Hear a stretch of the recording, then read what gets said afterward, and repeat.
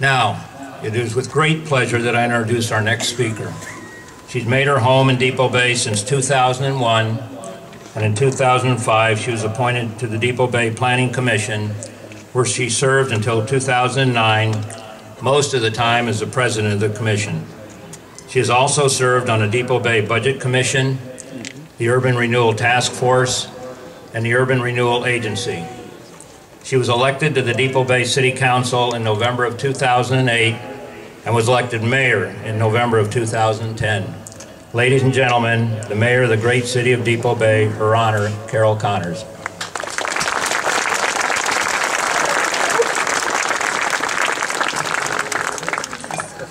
Good morning. As mayor of this great city, I want to welcome everyone to the 67th Annual Depot Bay Fleet of Flowers. I would especially like to welcome my 90-year-old mother, Betty Connolly, who still won't get on a boat this year. I also would like to recognize someone in our community for his 40 years of service to this event, Roger Robertson.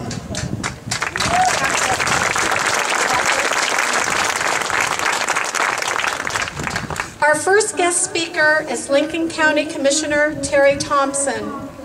Terry purchased his first commercial fishing vessel over 45 years ago and is still involved in commercial fishing off our beautiful coast. In 1994, Commissioner Thompson was elected to the Oregon State House of Representatives and served 3 terms. He was elected to the Lincoln County Board of Commissioners in 2002. Please welcome Commissioner Terry Thompson.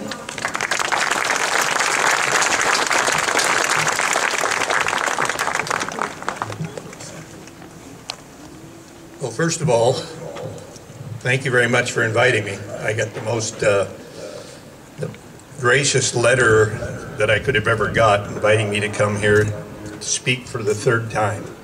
I can't imagine anybody inviting a fisherman anywhere for 3 times. Actually, I'd rather be called a Depot Bay commercial fisherman. There aren't many of those left. I have the honor of fishing out of this harbor when I was young with my dad and watched it have a big fleet in here, now down to just 4 or 5 very small vessels in here that fish here. So I'm county commissioner, but my heart's still in Depot Bay as a fisherman.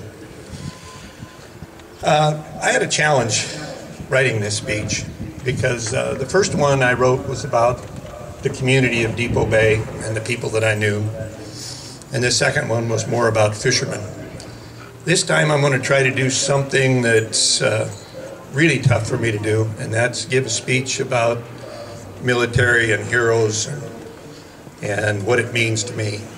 Because Memorial Day means something to each person themselves from your personal experience.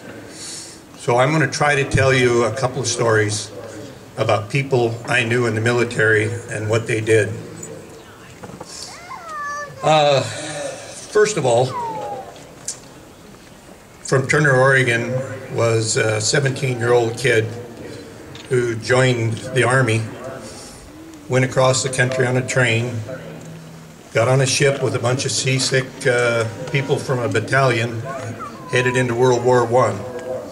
If you remember that war, that was the one with trench warfare. He was an engineer. He went right straight to France, cleared the minefields and things so the troops could get ashore. He was one of the first guys ashore.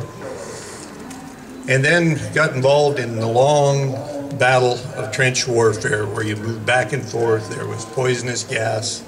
He told me this story when I was a kid over here fishing from the rocks. He loved to fish. Well, that war was supposed to be one of the wars to end all wars. And he was stuck in the middle of it, cold, wet. And he was a bulldozer driver. And in one of the war scene, or one of the situations they were in, there was a squad of men that were trapped behind enemy lines because the line would move back and forth in the battle. Well, a couple of weeks before, he had dug a culvert in through a bunch of the areas where they had all these trenches. And he'd heard these men were trapped in behind in this squad, so he took his bulldozer and pulled up to the line where the enemy lines was and used his blade to deflect the bullets, and then act like he fell off next to the culvert and crawled through the culvert. He knew about where those men were, and he was able to lead them back out and then back the bulldozer up and save that squad's life. And when I asked him, I said, well, do you feel like a hero? He said, no, I just did my job. And I think that's what most people in the military were doing. They were just doing their job. Never thought about being a hero, but the rest of the story is when he was 60 years old, he was looking through unclaimed war medals and found out that he had won a Silver Star. I have it here today.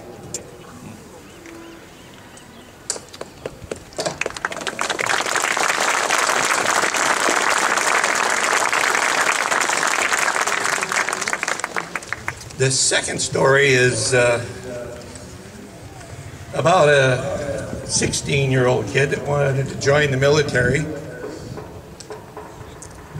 and was turned down because he had polio. So he went out and joined the Merchant Marines. Now, a lot of people aren't aware the Merchant Marines are part of the military in World War II, and they play an essential service to all of the military branches. They're the ones who bring the supplies you need to do the battle. Well, he found himself in the Aleutian Islands in a small gray towboat and with a small barge loaded with clothes and food. Apparently the Japanese possessed Adak Island, and we were fighting in Adak, and they'd sent troops in that had the proper supplies for the cold weather. His job was to go right in through the fighting with the airplanes attacking him and get that barge into shallow enough water that the troops could get the material off of it. He was successful and lived to tell me the story. Lived to be an old man, died just 2 years ago. But he said the same thing. And he's always, when I started asking him questions, he said, I was just doing my job. And that's what so many of the people in the service today are doing. They're just doing their job. They're not doing it to be heroes, even though they are, because it's created our way of life.